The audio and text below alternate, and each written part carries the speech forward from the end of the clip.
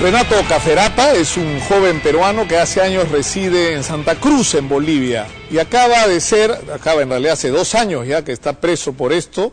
Ha sido condenado por el supuesto asesinato de su pareja. Le han dado 30 años de cárcel sin derecho al indulto, es decir, digamos la medida más extrema, el castigo más extremo. Y lo grave es que según las evidencias que tiene él, tiene su familia y que nosotros mismos hemos podido recoger, esta sentencia carece de sustento y es injusta. Roberto Ramírez fue para allá y su visita causó, dicho sea de paso, y de eso vamos a hablar después de la nota, un revuelo en la prensa boliviana. Aquí la historia. Rosario estaba así. Renato Caferata tenía 24 años y 2 manchas de sangre en su pantalón. Su novia estaba tendida, asesinada de 9 puñaladas, y él estaba en medio de una atmósfera tan espeluznante como funesta. No había nadie más, solo un cuchillo en el piso. Tiré la mochila en la cocina y me dirigí hacia ella. Recuerdo bien que hice esto. Y traté de levantarle y le preguntaba qué fue lo que había pasado. ¿Qué decía Rosario? ¿Qué pasó? Ajá, y ella... María Espinato vive cerca de allí. Ella, su esposo y Antonio Guaristi, el tío de la víctima, dicen haber oído una discusión y que corrieron hasta la casa de Rosario y la encontraron muerta. María Espinato dice que Renato es agresivo y asegura que él es el asesino. Con ella intentamos hablar. ¿Dónde fue que va a hacer denuncias? No me grabe, ya, no me grabe ni me intente. No le voy a dar entrevistas a ustedes. Ese día, cuando vinieron los policías, de inmediato lo enmarrocaron. En ese instante, poco antes de que se lo lleven, Renato dijo que cuando él estaba llegando a la casa de Rosario, vio a un sujeto salir de ese lugar. Salió de ahí, sí, yo he visto quién ha sido. Y como he sido el primero en llegar, porque el portón estaba abierto, bueno, todo el mundo ha pensado que he sido yo mientras trataba de auxiliarla. Uno que va a su consultorio, yo lo he visto antes. ¿Quién es el sujeto que Renato vio salir de la casa de Rosario? ¿Por qué las autoridades no quieren investigar más? Nosotros viajamos a Bolivia y fuimos a la prisión de Palmasola. ¿Tiene orden para hacer las tomas? ¿Tiene orden? No, por eso, señor, ¿usted tiene orden? ¿De grabar afuera? No, por eso le pregunto. Estamos en Bolivia y tiene que venir. Pero afuera sí puedo grabar. No, pero acá no, esto es centro penal. Pero de afuera sí puedo grabar a la gente, ¿no? Pero acá no, Local ya, de afuera. Límite. Allí nos dimos cuenta que detrás de este asesinato hay una sórdida historia que nadie quiere contar. Una historia que termina vinculando nada menos que a Rosario, la víctima, y a su familia con el peligroso mundo del narcotráfico. Una historia que misteriosamente alguien quiere cerrar para siempre.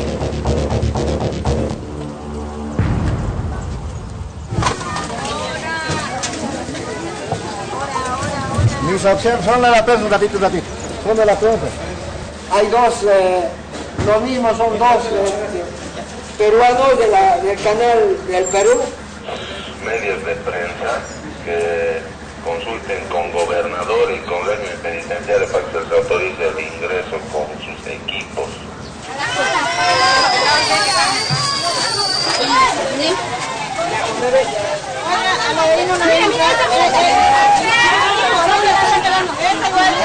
La cárcel de Palmasola es la más grande de toda Bolivia. Allí hay mujeres y hombres recluidos. Pero las visitas son por lo general de madres, hijas, esposas, amigas, concubinas y convivientes. Dicen que saber esperar es una vocación, una virtud básicamente femenina. A esta hora, las de la cola se desesperan por entrar. Los de adentro quieren salir. El señor Julio Samírez Aguilar. Permítame su identificación.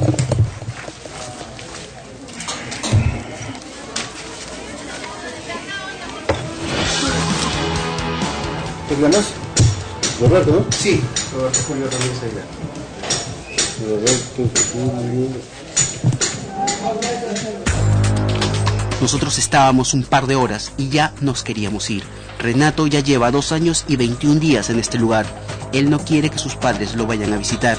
Las despedidas, dice, son lo que más duele.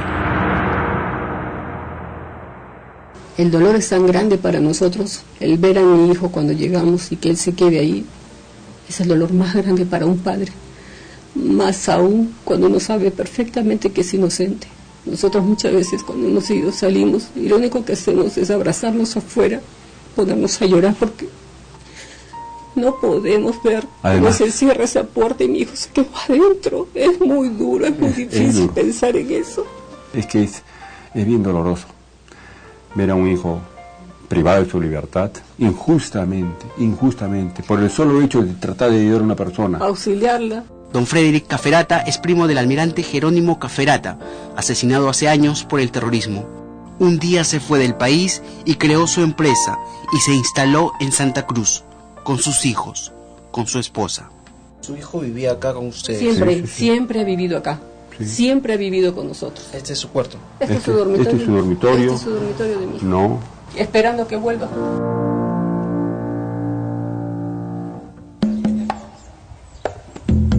Él es peruano, tiene una familia acomodada, fue modelo y administrador de empresas, está en la cárcel de Palmasola, en Santa Cruz, Bolivia, y un juez lo ha sentenciado a 30 años de prisión. Desde el tribunal, luego de haber deliberado, ha llegado al siguiente fallo: declarar al diputado Renato Cafferata Centeno, de generales conocidas, autor y culpable del delito de asesinato, y poner la pena de 30 años de presidio sin derecho a indulto, pena que deberá cumplir en el Centro de Rehabilitación Santa Cruz. Cuando Renato conoció a Rosario, ella ya tenía un hijo de otro compromiso. Rosario, la odontóloga de la calle Alihuata, le llevaba 10 años de diferencia, pero eso, al parecer, a Renato no le importaba. Yo la conocí a ella en una discoteca. ¿Qué tiempo duró la relación? La relación duró aproximadamente medio año. ¿Tú la amabas? Sí, teníamos unos planes ya a futuro, a pesar de que era corto el tiempo, pero teníamos una buena relación más que todo de amistad, como amigos, como compañeros. Yo sentía que podía contarle todo a ella. Yo pensaba que ella me contaba también todo a mí.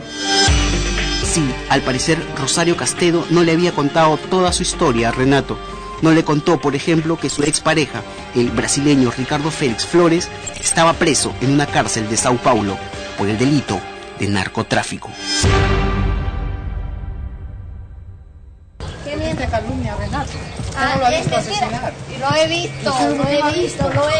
¿Quién es el señor Antonio Guaristi para usted? ¿Usted lo ha visto? Sí. Pero para Renato resulta extraño que la señora Espinato y su esposo digan que escucharon una discusión a la 1:30, cuando a esa hora Rosario le había mandado un mensaje para encontrarse con él a las 2 de la tarde. ¿Quién lo mató? Dígame, ¿quién lo mató? Yo no sé, señora. Entonces, Antonio Guaristi no va a venir a matar a su sobrina, ¿no? No grabe, ¿ya? No grabe, porque se lo voy a quebrar la cámara, no grabe. Antonio Guaristi es el tío de Rosario, el personaje que denuncia a Renato, el personaje que hasta la fecha no aparece por ninguna parte. La señora Espinato y su esposo dijeron además que cuando Renato les abrió la puerta de la casa de Rosario, les dijo que estaba cazando ratones. ¿Qué le manifiesta usted cuando él sale? En esas condiciones. ¿En qué momento? Cuando él sale. No, ¿qué pasaba? ¿Qué pasaba adentro? ¿Y qué respuesta tuvo? No pasa nada. ¿Posterior a ella? ¿Y por qué los gritos? ¿Qué le respondió? Digo que los gritos eran que estaban matando unos ratones. Hasta a mí me parece algo, no sé si verlo algo cómico, que hayan inventado esa historia de que decían que estaba matando ratas, así como en el juicio también dijeron que yo lo tenía todo planeado. Nosotros buscamos a la señora Espinato para que nos dé más detalles de lo sucedido. Por lo general, las víctimas siempre desean denunciar, hablar, contar lo que ocurrió. Sin embargo, en el caso de la señora Espinato, sucedió extrañamente lo contrario. Estamos haciendo una nota sobre la muerte de Rosario, porque acá hay otra persona que, por acá hay un testigo que había visto. Sí, perfecto. No, estamos diciendo mucho sobre eso. No vamos a dar noticias. Por todo lo que están diciendo en su canal, ya es mentira. No ha hecho nada todavía. La señora Espinato se va, pero súbitamente, como si se acordara de algo, regresa. Nadie va a declarar. Nadie. ¿Será acaso que la señora Espinato conocía a Ricardo Félix Flores, la expareja de Rosario y amigo del personaje que Renato vio salir de la casa de la víctima? La extraña señora Espinato se dirige a la casa en donde vivía Rosario. ¿Por qué? ¿Para qué? ¿Por qué nadie sabe el paradero de Antonio Guaristi, el tío de Rosario, el primer querellante de Renato? ¿Por qué tanta violencia? ¿Por qué tanto nerviosismo de parte de la señora Espinato? Todos los peruanos están diciendo mentiras y ya hemos visto en internet todas las mentiras que están diciendo. El otro ya tiene sentencia y va a cumplir su sentencia. No me grabe, ya, no me grabe. ¿Por qué la policía no revisó la carta que se encontró en el bolso de Rosario el día que la mataron? Era una carta proveniente de Brasil. ¿Por qué no investigaron quién hizo la llamada, también desde Sao Paulo, un día antes que acuchillaran a Rosario? Si tú ves la prueba de ADN, sale negativo. La prueba de cuchillo, huella pericial, igual negativo. Las llamadas telefónicas, que salía que yo estaba en otro lugar cuando había una discusión dentro del domicilio, pero nunca se tomaron en cuenta. Se prefirió dar preferencia al testimonio de dos testigos que tienen testimonios completamente falsos. ¿Por qué las autoridades bolivianas creen que la letra de una canción de Michael Jackson es prueba para señalar que Renato tenía intenciones de matar a su pareja? Nosotros teníamos una canción, yo y ella, que nos gustaba, que era una canción de Michael Jackson, y la traduje en español, y por eso se me culpaba de un presunto asesinato. Yo por eso en todo momento dije, pero ¿por qué no leen las cartas? ¿Qué canción era? El hombre en el espejo. ¿Y qué dice? Habla sobre ayudar a la gente, nunca dejar abandonado a nadie, cosas así. Pero ¿quién era el personaje que Renato dijo que vio salir de la casa de Rosario el día que la encontraron muerta? ¿Qué conexión tenía con la expareja de Rosario? ¿Qué antecedentes tenía este sujeto? La mujer habría proporcionado el vehículo para la fuga del ciudadano brasilero Marco Andrés Magalhães. El día que capturaron a Magallanes y salió en los noticieros, Renato lo reconoció de inmediato. Yo cuando vi los medios de prensa que lo habían agarrado, ese momento llamé a mi madre, le dije, a él lo he visto con Rosario ese día que murió, porque él estaba manejando la Mitsubishi Pajero plateada. Marco Andrés Magallanes venía siendo buscado por otros crímenes. Sin embargo, a los días que lo capturaron, se fue a comer pollo con los guardias que lo custodiaban y se dio inmediatamente a la fuga. Magallanes frecuentaba a Rosario y Rosario le decía a Renato que simplemente era un amigo de su ex esposo, Ricardo Félix Flores, el brasileño, preso en una cárcel de Brasil. Nunca me contó que estaba en el Brasil, el ser pareja en la cárcel. Ya nos vinimos a enterar por estas cartas que le llegó a mi madre, y ahí comenzamos, ¿no? Una investigación. ¿Tú te has enterado del pasado de Rosario después? Después me he enterado, por medio de mi madre me he enterado.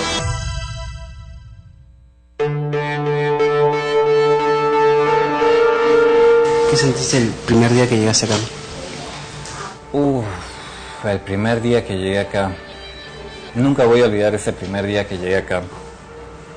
Recuerdo hasta que había llovido y yo no sabía qué era lo que iba a pasar conmigo. Era una incertidumbre total. Nunca voy a olvidar que estaba al lado de dos abogados mientras me ingresaban dentro del penal, y habían dos policías igual. Estaba completamente confundido, perdido. Nunca en mi vida me imaginé que eso me iba a pasar a mí. Recuerdo que llegó mi padre ese día, ese primer día. Trató de no llorar, pero igual no pudo contener las lágrimas. Yo pensaba en mi madre, qué iba a ser de ella. Afuera de la cárcel también hay un mundo que se mide en bolivianos. Un boliviano la limpiada de tu brazo sellado, 10 bolivianos para los policías que te dejan pasar. Adentro es otro mundo, muy diferente al de afuera. A mi madre le diría que yo siempre la voy a amar No hay día que yo no deje de pensar en ella. Realmente es la persona que más me preocupa en este momento. Sé que trata de ella ser fuerte, trata de superar esto. Ella realmente es mi vivir prácticamente, porque sin ella, pucha, el mundo se me vendría abajo a mí. Ella lo es todo para mí, todo, todo, todo. Lo amo muchísimo a mi hijo. Yo no voy a descansar hasta que no se sepa realmente la verdad de toda esta infamia que han creado esta familia, sus abogados de esta familia, esa fundación. Nosotros tenemos en este momento la oportunidad, por primera vez, que se nos brinda de que alguien nos escuche, y que no ha sido aquí en Bolivia, sino ha tenido que ser en mi país. Yo les estoy muy agradecida por todo, por el apoyo que me han dado. No voy a descansar hasta que mi hijo realmente pueda demostrar su inocencia. Renato, hijo mío, ten fuerzas. Ten fe. Ten esperanza.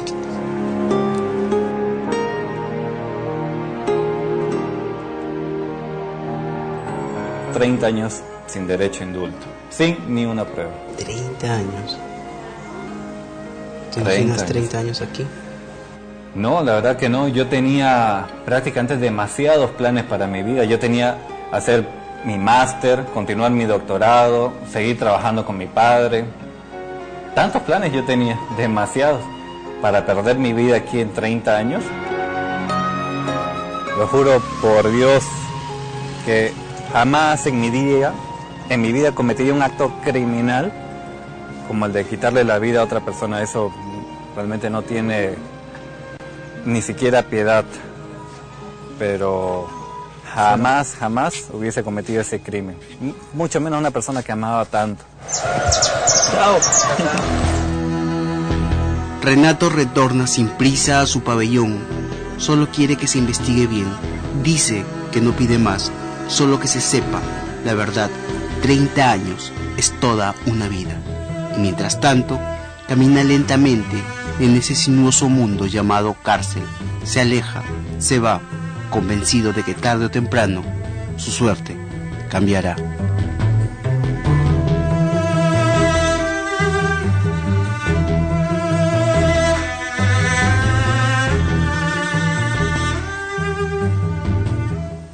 Cuando este reportaje no había salido al aire, que recién lo están viendo ustedes, ya la televisión boliviana se refería al mismo y nos acusaban a nosotros y al cónsul peruano de ejercer algún tipo de presión sobre los testigos.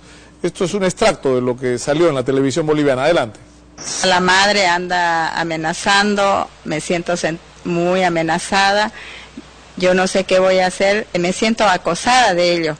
¿Qué es lo que quieren conmigo? Si ya él está sentenciado, entonces él es culpable. Y aparte de eso, a la testigo cada vez la están presionando. Yo estaba llegando a mi domicilio y se acercaron dos supuestamente periodistas y con ellos venía el cónsul peruano y directamente él me dijo que quería una entrevista, que yo tenía que darle una entrevista porque supuestamente él dice que yo he mentido en mis declaraciones, pero yo solamente he dicho la verdad y nada más que la verdad de lo que nosotros lo encontramos a él en la casa cuando fue el día del asesinato. Lo que resulta increíble en este caso, porque ustedes han visto el reportaje, ¿no? Pero lo que resulta increíble en este caso es que Renato ha sido condenado a 30 años sin derecho a indulto, es decir, que se pudra 30 años en la cárcel, por el testimonio de dos testigos que dice que lo vieron salir de allí, luego de que la chica hubiera muerto. Pero cuando le han hecho las pruebas de ADN, han examinado el cuchillo, porque supuestamente él, si esa era el arma homicida y él la había usado, tenía que haber huellas, no había nada. Y él tenía un testimonio diferente, él decía, ha habido un vehículo que ha salido de acá, ha habido una persona que ha salido de acá, yo conozco esa cara, busquen esta prueba. No hicieron absolutamente nada por buscar a esta gente, que además era este ciudadano brasileño aparentemente involucrado en delitos graves como el narcotráfico y relacionado con la anterior pareja de la víctima. Entonces todo esto resulta extraño, sospechoso, y hay cierta dosis como de antiperuanismo, ¿no? Porque la pregunta que uno se hace, ¿hasta qué punto ha influido en las autoridades para tomar la decisión exagerada que han tomado, desproporcionada, injusta, el hecho de que Renato Caferata sea peruano? Es una buena pregunta. Nosotros vamos a una pausa y regresamos con más en Punto Final.